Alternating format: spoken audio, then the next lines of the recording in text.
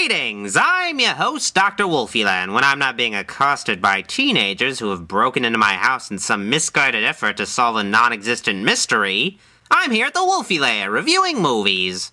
I've talked at length about dozens of films dealing with a group of teens under attack by a man in a mask, but let's not forget about the show that started it all. Scooby-Doo, Where Are You? Debuting in 1969, Scooby-Doo, Where Are You? Chronicled the lives of a group of young cartoon sleuths and their nightly crusade against the evil paranormal forces menacing their small town of Coolsville.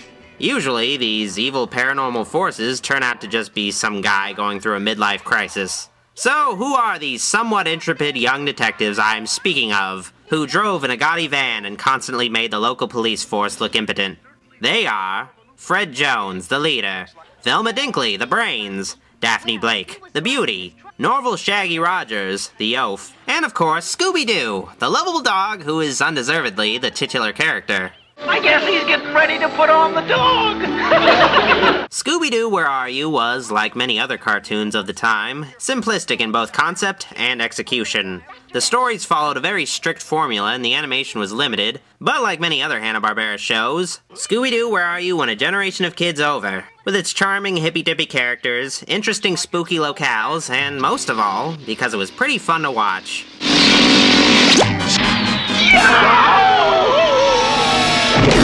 Hanna-Barbera knew it had a huge hit on its hands with Scooby-Doo, so of course they made countless different Scooby-Doo shows with varying premises throughout the 70s and 80s. It got pretty ridiculous after a while. Over time, Hanna-Barbera kept trying out different gimmicks with each subsequent Scooby-Doo cartoon until eventually, it wasn't the Scooby-Doo that kids originally cared about. In one incarnation, the show usually revolved around guest appearances by celebrities who were either already dead or long forgotten. Cass Elliot! What are you doing here? Beats me. I was standing upstairs and suddenly, whoosh, I went right through the floor. I knew I was heavy, but not that heavy. Who are you kids? For some reason, Hanna-Barbera decided to get rid of Fred and Velma for quite a while during the 80s and narrowed the original cast down to Shaggy and Scooby-Doo. You know, those characters that didn't want to solve mysteries anyway? Sometimes Daphne would show up wearing an ugly jumpsuit, but who cares when you have a new character named Scrappy-Doo, the proactive nephew of Scooby-Doo? Wasn't this little guy great with his catchphrase and everything? Puppy power! Cute, too. That puppy totally resonated with people. The Scooby Gang also wasn't solving mysteries no more. Nope, they were working for Vincent Price as Ghostbusters knockoffs fighting specters with Flim Flam. With a talent like yours, you could really go places. I can see it now. Demon Dragon barbecues. A whole chain of them. All we need is a catchy jingle. I'd like to take a moment to say, fuck Flim Flam. Seriously, fuck this kid. Fuck him. This is beginning to get quite annoying. Eventually, we come to the late 80s TV movies where it's Shaggy, Scoob, and Scrappy doing random stuff like hanging out with Ghost Brothers or even running a Monster Girls boarding school. There's nothing like feeling the wind running through your hair. In one of these slapdash continuities, Shaggy's apparently an accomplished race car driver who's transformed into a werewolf by Dracula and has to compete in an all-monsters race in order to restore his humanity. Oh, and Shaggy also suddenly has a girlfriend named Googie that is never seen or mentioned again. Gee, Shaggy, look at that moon. No big loss there. Let's not even ignore the greatest sin of 1980s Scooby-Doo. Shaggy wore a red shirt and jeans. Is nothing sacred? Eventually, there was a pup named Scooby-Doo, and that was actually good, despite being a babification of the show, and most importantly, might have even saved Scooby-Doo from becoming totally forgotten, or at least hated. The point in all of this is, the Scooby-Doo franchise was able to survive decades of terrible decisions and remain relevant throughout it all. Nobody actively remembers all the nonsense that could have destroyed the series, and to this day, Scooby-Doo as a brand has been anything but dormant. There's been at least one new Scooby-Doo animated movie every year since 2003, dozens of video games have been produced starring the talking dog, and we never go too long without another TV series about a gang of kids solving mysteries. Nearly 50 years since his debut, Scooby-Doo has remained strong. Of course, when you have a cartoon character as popular and world-renowned as Scooby-Doo, you gotta do everything you can possibly do with it, and then after you're done doing that, you gotta make a live-action movie or four. More than 30 years after Scooby-Doo Where Are You first aired, Warner Brothers decided that a 2D cartoon dog detective was both commercially and technologically viable enough to be realized as a cartoon dog detective. Among living, breathing actors, mind you. In 2002, the world would finally receive a live-action motion picture titled Scooby-Doo. The movie was revealed with a teaser trailer that leads you to believe that it's for a new Batman flick that might have returned the character to his darker, more gothic roots after those campy Schumacher ones, but then it turns out to be Scooby-Doo dicking around in Wayne Manor. Aw, man. I guess this is where my review of Scooby-Doo comes in. Yeah, I'm aware that Scooby-Doo is for kids and all, but they're adult fans of a cartoon about horses. So what if I like Scooby-Doo and I'm going to seriously review the live-action movie? I'm only doing this for fun. Just please stop staring at me in judgment. Before I even get into the story of Scooby-Doo, I'm going to address the biggest question when it comes to a live-action adaptation of a cartoon. Are the characters faithfully reproduced in this wildly different medium? Well, the Scooby Gang's all here in this live-action movie. Is the group translated exactly the same as you remember from the show? Definitely not, but some of the changes make sense for a live-action interpretation, and in some cases, the characters are given a bit more personality compared to their original incarnations that most people are familiar with. Out of all the human characters portrayed, Matthew Lillard's take on Shaggy is the most faithful recreation. Like there's a ghost right behind me, isn't there? It's not quite Shaggy, but it's probably the closest thing possible in a live-action movie. Lillard resembles Shaggy, dresses like Shaggy, and he speaks in a stereotypical hippie voice. Hey, Scoob, that was fun. Let's grab another skateboard and, like, do it again, huh? Lillard's Shaggy voice in this movie isn't up there with Casey Kasem's, but the spirit of the character is definitely there in his performance, and it works well in a modern live-action movie. That sounds pretty good, doesn't it, Scoob? Rah! Matthew Lillard hangs out the most with Scooby-Doo, a CGI character, and their interactions are pretty believable. I could buy that Shaggy was actually talking to his beloved dog, even if he was, in reality, probably just talking to a stick with a tennis ball attached to it. Matthew Lillard does a fine approximation of Shaggy in this movie, and he was good enough to eventually become the new voice of Shaggy in the cartoons. Lillard's Shaggy voice has gotten better with time, but his live-action take was a good start. Next we have the enchanting Linda Cardellini playing Velma Dinkley. Velma in this movie certainly puts the smart in smartass. She's a lot more deadpan and sarcastic. It's not our fault you always get kidnapped. I do not always get kidnapped. Can't believe you'd say that to me. Oh, please. You come with your own ransom note. Cardellini plays Velma a bit more like a live-action interpretation of Daria, honestly. Given the events of the film, the change to Velma's character could be justified as her becoming cynical over the years. Cardellini's Velma voice is a lot like Matthew Lillard's Shaggy voice, in that they both just get across the idea of the character but don't 100% nail it. Oh, nothing. I was always picked last for the teens.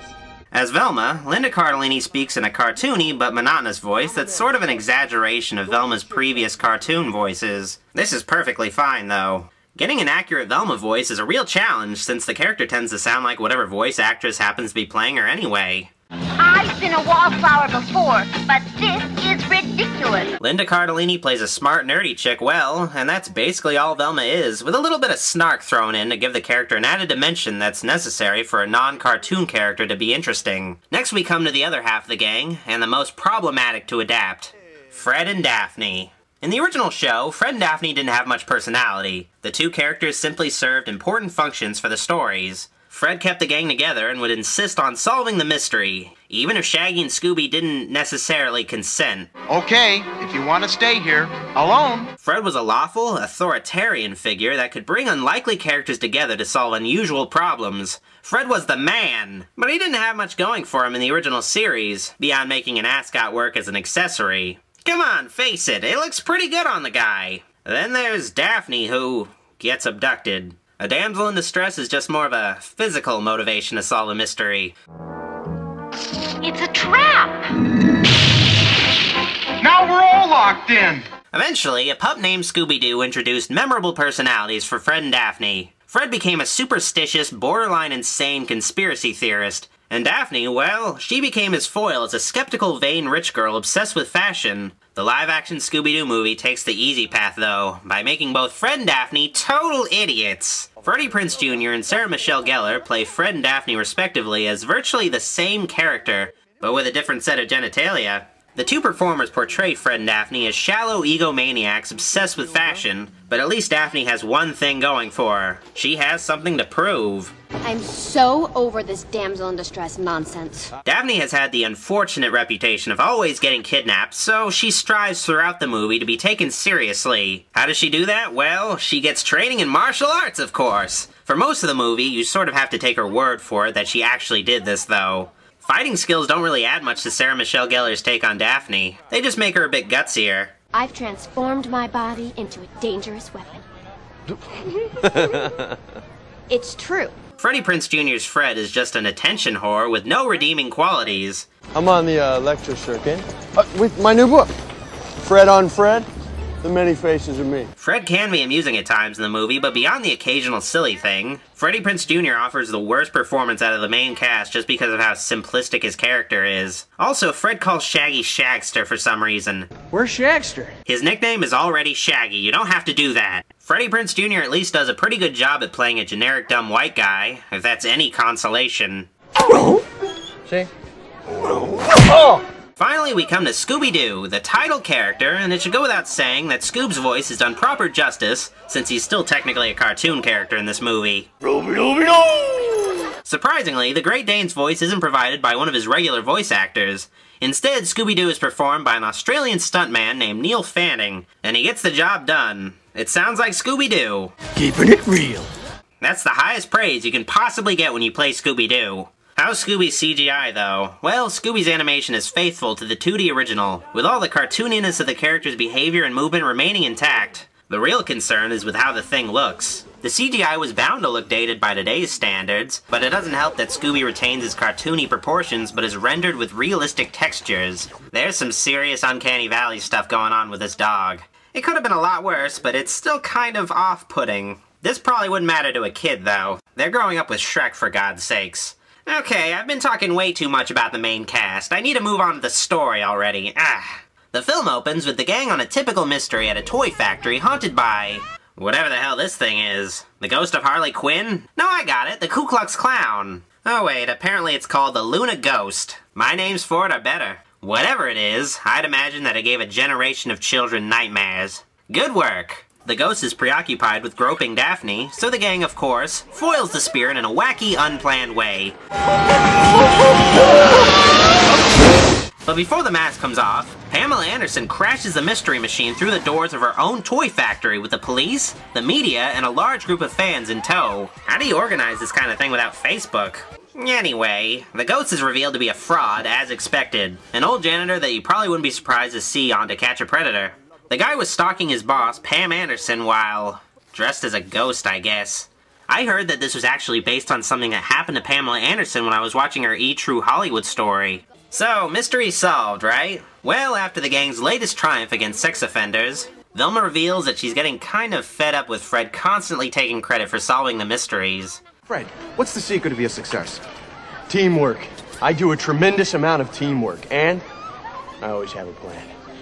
Daphne is also pretty sick of Fred pigeonholing her as abduction bait for grabby monsters. Fred's a real asshole to women is what I'm getting here. Shaggy, ever the peacemaker, tries to make a touching banana split analogy about each of the gang's important roles or whatever, but Velma decides that she's had enough of this bullshit and quits. As usual, Daphne and Fred follow Velma's lead and they all go their separate ways. This might explain what was going on during the 80s. A couple of years go by. Shaggy and Scooby are living their perfect hedonistic life together, in a van by the ocean, eating gross food. However, Shaggy and Scooby's perfect life is threatened by their old, dangerous life, when a representative of theme park owner Emil Montevarius approaches them to solve a mystery at Spooky Island, the Disneyland for Generation X. Shaggy and Scooby refuse to take on this mystery, despite being offered 10 grand to basically go on an all-expenses-paid vacation. Yeah, it's just materialism's not really our bag, man. If there's one thing a hippie can't pass up, though, it's free meals. So Shaggy and Scooby are off on another mystery.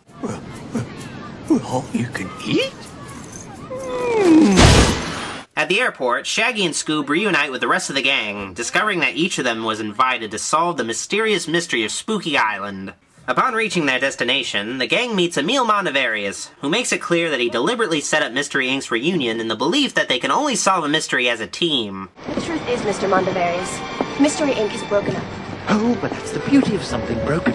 It can be fixed, and therein lies its potential. And I need you to fix Spooky Island. Hey, you know, this movie is actually the first time I recall ever hearing the gang being referred to as Mystery Inc. At what point did they become a corporation? Alright, so, what's the mystery? Well, Montevarious explains that the mystery is totally based on what only seems like a weird hunch. The rowdy teens that come to his island leave as total buzzkills. They've changed. In other words, a magic spell. This could just be fatigue, but these young adults also have superhuman strength, which they definitely didn't have before, and Montevarious really should have mentioned that first.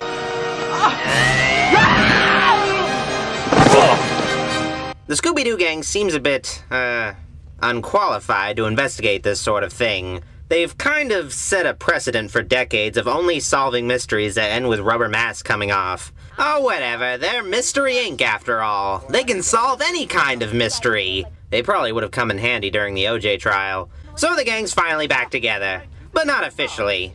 The divas in the group still hate each other. So they're solving a mystery together, but this time there's tension. And I'm not just talking about the sexual kind. Dorky chicks like you turn me on too. The guests on the island becoming weirdos seems to have something to do with a very suspicious-looking entertainer on the island named Nagu Tauna, who dresses like a demonic version of Aladdin. Also, Nagu's name is dangerously close to sounding like the N-word. Nagu's right-hand man is an evil luchador named Zarkos, who is in reality an Italian guy. Well, it's still better than Tom Hardy playing Bane. Nagu here is peeved off about the island becoming a theme park because it supposedly was home to ancient monsters, and by building the park, Montevarious pissed those creatures off big time. I assure you, while you party, they plot their revenge. So yeah, it's clear that Nagu is definitely a prime suspect. During an investigation in the haunted house ride, Velma and Fred discover a videotape that they believe implies that an evil cult is brainwashing the teens on the island to become lame uncles. Sorry, bro. No big whoop, dog. Yo, did you catch that new vid on the box? True that. I'm up to snuff on all popular trends. Word. Meanwhile, Daphne stumbles upon an ancient artifact called the Millennium Puzzle. The Damon Ritus. It's not entirely clear what this MacGuffin does, but it's shiny, so Daphne steals it.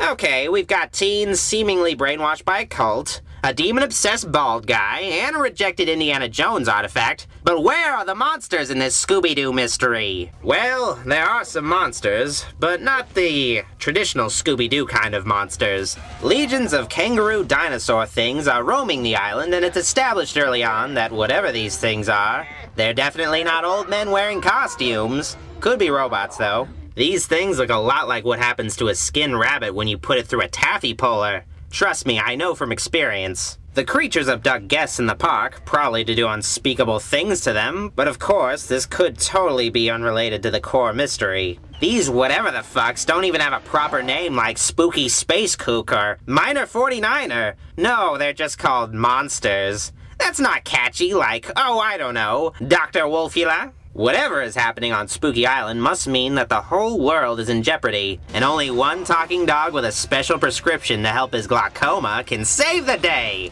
I'm talking about Scooby-Doo, just to be, clear. The Scooby-Doo movie's plot is pretty strange for what Scooby-Doo is. The story doesn't make much sense, it's kinda stupid, but I'd be here all day if I pointed out the lack of logic in a movie about a cartoon dog detective that's also supposed to be a comedy anyway. The story feels like it's more from a James Bond kids movie parody like Spy Kids than it does a Scooby-Doo mystery, but hey, there's a haunted house location and a chase scene. That's all you need when you're writing a bare minimum Scooby-Doo plot. I'd like to point out, though, that this movie's story shares some similarities with another Scooby-Doo movies, released a few years earlier, Scooby-Doo on Zombie Island. In that direct-to-video animated flick, the Scooby Gang goes their separate ways, but somebody approaches Daphne with a mystery to solve on an island. Zombie Island. The gang reunites and heads off to this zombie island. Once there, they discover that the monsters are actually real this time. I bet you can see a few similarities here, but with Scooby-Doo on Zombie Island, the writers were able to use this story to tell a darker, more serious version of Scooby-Doo while still staying true to the original cartoon. Scooby-Doo on Zombie Island was also pretty fucked up for a Scooby-Doo cartoon, in a good way. This live-action Scooby-Doo's take on the same story just seems kind of basic in comparison. I really want to watch Scooby-Doo on Zombie Island right now, but I have to do this fucking review first. Man. The big issue with the live-action Scooby-Doo's writing, and what will drive virtually any adult away from this movie, is the humor. This is a kids movie, so any witty humor will likely be out of the question, but there are still funny kids movies out there.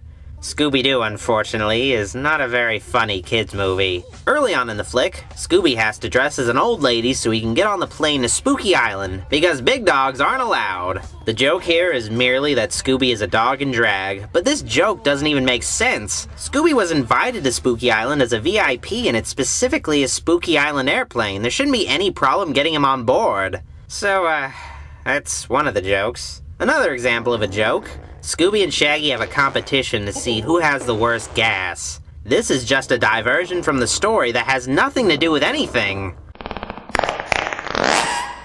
We're here to solve a mystery. Then there are the jokes that are just Fred or Daphne saying something stupid. Those creatures are taking over the world? That is so mean. Scooby-Doo and its sequel were written by James Gunn, which is strange, since he's mostly known for R-rated dark comedies, drama films early on in his career, but most recently he made it big writing and directing Guardians of the Galaxy, which was pretty good, had some funny jokes, and probably had the right tone for Scooby-Doo. The Scooby-Doo films, though, just feel so drastically different from anything else that he's done. Later I found out that Scooby-Doo was actually supposed to be a PG-13 self-parody with bluer humor, like the Brady Bunch movie. Them and Daphne were apparently going to have a relationship, hot, and Shaggy was going to be more overtly a stoner with a ton more marijuana references. This version of the movie obviously wasn't going to happen in the end, so I guess James Gunn's script had to be seriously tweaked. I admit that it would have been interesting to have an adult Scooby-Doo movie, but unlike Brady Bunch, Scooby-Doo is still primarily enjoyed by kids to this day, so it wouldn't make sense to alienate the target demographic of children and their parents. I mean, if you want to see the gang fucking each other, there's always Scooby-Doo XXX. Does this mean we're not gonna have sex in my ass anymore? Because I don't think that's working. Well, I bet if I in your mouth and you swallow, it'll go right down into your tummy. Where the baby is. Shag? Don't worry though, stoners. There are still a few adult jokes left over in the movie, and even 2 weed references. Shaggy and Scooby seem to be smoking weed in the van, but are really just making burgers. Later, Shaggy meets the girl of his dreams named Mary Jane. Get it? Get it? Like that is my favorite name. Really? Yeah. No way. Well, if you're gonna have weed jokes in a kid's movie, you gotta keep that shit subtle to kids at least. Speaking of Mary Jane, she's probably the worst character in this movie. Mary Jane, played by Isla Fisher, is the love interest of Shaggy, and while she isn't annoying, she's a total non-character. Mary Jane has 0 personality and doesn't really have any chemistry with Shaggy. The only thing Shaggy and Mary Jane have in common is that they both happen to enjoy eating the same kind of dog food. I know they're for dogs. They're 100% vegetarian, and I love them. Which is gross, but it also doesn't make sense, because Mary Jane is allergic to dogs. How do you even begin to eat dog food if you don't even have a fucking dog? Mary Jane serves only 2 purposes: as a weed joke, and a way to create tension between Shaggy and Scooby-Doo. Want a little piece of the Shagster? Feel the pain! Okay! Mary Jane is a terrible supporting character, and it's no surprise that she didn't show up in the sequel. On the flip side, there was one good but very minor supporting character that stood out to me: Miguel A. Nunez as Voodoo Maestro. I don't know what the hell a Voodoo Maestro is, but this character is actually funny, which is pretty rare for this movie. Well, here's a clue. Purple is a fall color. It's the middle of May. Pardon? Unfortunately, Voodoo Maestro only has 2 big scenes, and he seems to only function as a suspect. You might recognize Mr. Nunez from his appearances in 80s horror movies, but probably not, since the only people still watching this fucking video are most likely in middle school. I still remember Mr. Nunez from his orgasmic shitting. Oh. Then, of course, there's Rowan Atkinson as Emil Mondavarius. Oh, Oh, no, I can be pretty spooky when called upon. Oh, I can go and wear claws and everything. Oh, yes, you wouldn't want to run into me in a dark alley, I can tell you. Atkinson has a few small, funny moments in the movie, but the flick is just too short for him to actually do much as an actor or a comedian. Too bad, because I honestly only know Rowan Atkinson from this movie and Rat Race. Oh, and Lion King, but it doesn't really count, since he was a cartoon bird in that movie. The point is, I've never seen Mr. Bean. Oh, and I almost forgot to mention one other character. Melvin Dew. The guy only has one line. Melvin Dew? That's it, I guess. I need to praise whoever was in charge of putting together Spooky Island. It's such a cool-looking setting for a movie, and it offers a variety of different locations with interesting set design to feast your eyes upon. The idea of a horror-themed tropical island amusement park is compelling. Spooky Island actually looks like it could be a real theme park, but it's a mixture of real life and CGI. There is no Spooky Island. If you want anything like it, you're gonna have to wait until October. One of the other rides is real, but you have to go to Warner Brothers Movie World in Australia. No offense to any Australians, of course. Please don't unsubscribe. Most of the music in Scooby-Doo is tracks by various artists. There's a decent mix of music styles in this movie, but a great deal of it isn't my kind of thing. A lot of these songs sound pretty dated, and it doesn't help that a few of them are specifically about Scooby-Doo and mention the character in the lyrics. Try to listen to a Scooby-Doo song in public and not look like an asshole, or get the shit beaten out of you. Still, Shaggy Where Are You is a pretty good song. I've got it on my MP3 player. I'm not even kidding! The actual score of the film by David Newman, When It's There, is primarily an orchestral version of the Scooby-Doo theme song played differently depending on the mood. It's pretty good, but it doesn't have that scary/goofy vibe of the original show's music. Oh yeah, the Creatures chant by Danny Saber is pretty memorable for a song with lyrics that are probably just gibberish. Before we reach the ultimate conclusion of this review, I have one more thing to discuss. The deleted scenes. With most movies, you probably wouldn't even bother mentioning the deleted scenes. I mean, they were deleted for a reason, right? Scooby-Doo, though, is a very short movie. If you don't count the credits, the movie is only like 80 minutes long, which is perfectly alright for a movie like this, but still, some of the deleted scenes explain stuff and add quite a bit to this movie that really needed a lot more. There was going to be a neat-looking animated intro included in the film that was actually completed, but cut. Because according to the director Raja Gosnell, everybody knows these characters already, and they don't need to be introduced. That's kind of a shitty reason. There are also some scenes cut that showed what Fred, Daphne, and Velma have been pathetically doing for the last couple of years. Daphne's flashback is especially important, since it establishes that she actually has been training to be a fighter, and you don't have to just take her word for it. Most importantly of all, a scene where Velma is wearing a bikini and dancing in a locker room was sinfully cut. Come on, it explains where Velma was when she and Fred were abducted by monsters, and it's Linda Cardellini in a bikini. Try to say that 3 times fast. Of course, some of the scenes that were deleted don't add anything, like a random Velma song and dance number. I love you, baby, and if it's quite alright, I need you, baby, to warm the lonely night. She does know that bloody skulls are non-alcoholic, doesn't she? A couple of adult jokes were also cut. A Voodoo Maestro drug deal, and Velma being asked by her kind of, sort of love interest if she's actually a dude. Right. Cool. And you've always been a chick? Real smooth. Alright, I'm going to be spoiling the ending of Scooby-Doo. I really wouldn't want to spoil this movie for you, so skip to this time code if you don't want to know what happens at the end. Oh, God. Oh. Everybody on the island, including 3 of the more competent members of the Mystery Inc. crew, is abducted by those mutant kangaroo jacks. Only Shaggy and Scooby are left unsnatched. They have a lot of practice eluding monsters, you see. The next day, Shaggy and Scooby discover Fred out and about, but talking like a teacher who's desperately trying to relate to inner-city school kids in a racist sort of way. Man, we got beats like it was the listeners on Earth. You know what I'm saying, G? No. Fred's strange behavior is due to him actually being a monster, along with the other folks on the island. But how? Well, the monsters will be utilized as soldiers in order to take over the world. But the catch with them is that they can't survive in sunlight. I don't know how something can evolve to die in sunlight, but whatever. It's all magic. In order for the monsters to continue living, and maybe even to have sexy disguises, the creatures possess the young park guests. Somehow. One of the deleted scenes actually shows how the monsters possess people, but why do we need to know that? Cut it. Scooby finds out that Shaggy's girlfriend is one of the monstrified, and tries to tell Shagster this inconvenient truth. But this leads to a man having a verbal argument with his dog, which then leads to said dog falling in a hole. I mean, it's too dangerous. I've got to. He's like my best pal. Friends don't quit!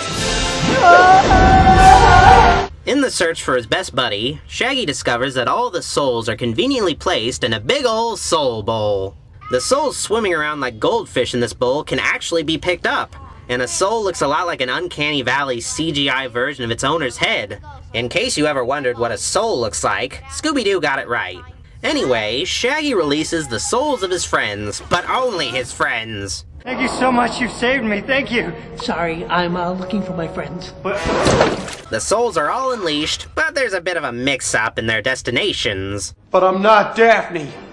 Yeah, Daphne and Fred are all switched up, which is just fine for Fred, that degenerate. I can't help but feel like this situation was inspired by a fan fiction. Hey, good looking. When the gang meets up again, there's some more humorous switching until everything is back to normal. Well, as normal as a world with talking dogs and monsters can possibly be. The gang eventually figures that they're pretty much useless separated, so they finally team up once more and do that thing where they all put their hands in, they lift them up and go, woohoo! So the gang constructs a trap to release the youths and kill their captors, to some snappy music. I don't know why there aren't any guards in the room where all the souls are kept. Don't question it. Later, Scooby-Doo is prepared to be willingly sacrificed by the Spooky Island monsters because he doesn't know what the word sacrifice means. That's okay, he's a fucking dog. It's impressive alone that he can speak. Don't give him a hard time. So why is Scooby being sacrificed in the first place? Because it turns out that Scooby-Doo has the purest soul on Earth that can provide ultimate power to whomever possesses the daemon rightus. I guess this makes Scooby-Doo Dog Christ. I can buy that. The only question left? Who is the ultimate mastermind behind all of this? Why, Emil Mondavarius, of course. Kind of obvious, since he had Scooby come to Spooky Island in the first place. What's that? That's a cat with a bobbing head. Please don't touch it. With the sacrificial ritual begun, Scooby's soul is torn from his body with a pincer, technically killing him, and Mondavarius absorbs all of the human souls with the daemon rightus, but Shaggy leaps onto the soul-removing pincer and crashes it into Mondavarius, killing the man and allowing for Scooby-Doo's soul to return to its lifeless dog corpse. Rawabunga! Fred inappropriately decides to remove the dead Mondavarius' face, revealing Emil to be a robot in disguise. Well, technically, a small mecha controlled by none other than Scrappy-Doo. Happy power! I'm outsmarted! Yup. Years ago, Scrappy was kicked out of the gang, mostly because he was annoying, but also because he liked to give Daphne golden showers. I told you, no urinating on deck! Wow, it's kind of dickish to leave your nephew out in the desert. So Scrappy somehow was able to orchestrate this complex rule-the-world plan and built a robot duplicate of Mondavarius to take over Spooky Island? How Scrappy was able to manage all of these things is never explained. The reason for Scrappy being the villain pretty much boils down to just wanting to officially give Scrappy the middle finger, at the expense of any hope that this movie's story could make sense.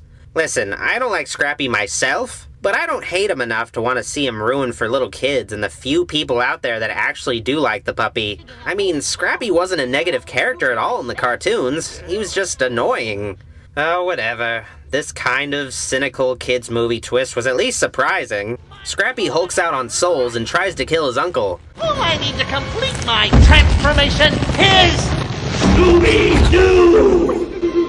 Wait, what you mean Melvin do? All the while, Daphne is trying to open the ceiling vents of the soul room to let in light to kill the monsters. She meets heavy resistance from Zarkos, who is revealed to only exist as a character so Daphne could have somebody to fight. Well, the fight is cool at least, and Zarkos is defeated, gets kicked through the vents, and falls down onto the old soul bowl, which unleashes all the souls. The spikes on the bowl also probably should have impaled Zarkos based on how he fell on it. Ooh, that's gotta hurt. With the souls back in their bodies, the popped-out monsters are killed by the light, and Scrappy-Doo is finally defeated. Scrappy still needs one more fuck you, though. Put him up, you mangy mutt! Thank you, Scooby-Doo. The real Mondavarius turns out to not be dead, having been trapped in a cave below, emerging with a thick beard which makes him look disturbingly a lot like Osama bin Laden. Never forget. In the victory celebration, Fred gets the girl, Shaggy gets the girl, and, this guy gets the girl. Did Velma really need a love interest, especially if you're not even gonna give him a fucking name? Was Warner Brothers that paranoid about people thinking Velma was a lesbian? So the Mystery Inc. gang is a team once more, and Fred even manages to learn a lesson in all of this that shouldn't have been that hard for him to learn. Give people credit where credit is due. And I really think the Velmster should take it from here. That's great and all, but it still doesn't fix the fact that Fred was the least helpful during the mystery, and there's not a whole lot of justification for him being around. Whatever, he's probably at least fun to be around. And the gang will continue solving mysteries as the dysfunctional family they are. Whatever the case, Mr. Inc. will be there. Solving mysteries, man. Righting wrongs. Looking for clues and kicking butt. There's a scene during the credits where Shaggy and Scooby eat some peppers. It's pretty fucking funny. Scooby-Doo is certainly hard to recommend. It's too kiddie for adults and might be too adulty for kids. Scooby-Doo fans probably can enjoy it, but it's not exactly the loving tribute/send-up that the series deserved after all those years. The characters may not be totally faithful to how they were in the shows, and maybe some of them were dicks, but there is an undeniable novelty in seeing beloved cartoon characters like the Scooby Gang as actual people. Also, Spooky Island is pretty cool to look at. If watching a movie for novelty value alone sounds appealing to you, check out the Scooby-Doo movie. Otherwise, steer clear. Scooby-Doo is kind of obviously a guilty pleasure of mine. A very guilty pleasure. I give Scooby-Doo a Mary Jane out of Voodoo Maestro. I would have gotten away with it too, if it hadn't been for you fucking kids. Puppy power, huh? And he wasn't even a puppy. He had a gland disorder.